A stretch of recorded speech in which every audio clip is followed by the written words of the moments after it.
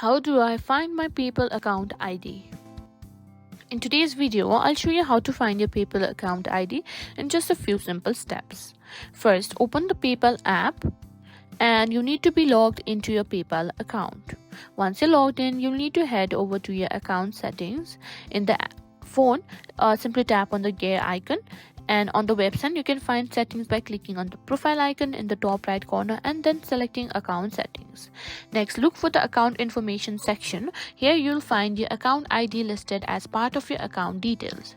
Your PayPal account ID is a long string of numbers and letters unique to your account. You can copy it from this section to use it wherever it's needed, like linking your PayPal to other services or verifying your account. And that's it. That's how you simplify your PayPal account ID. And if you found this tutorial helpful, please give it a thumbs up and subscribe for more tech tips and tricks.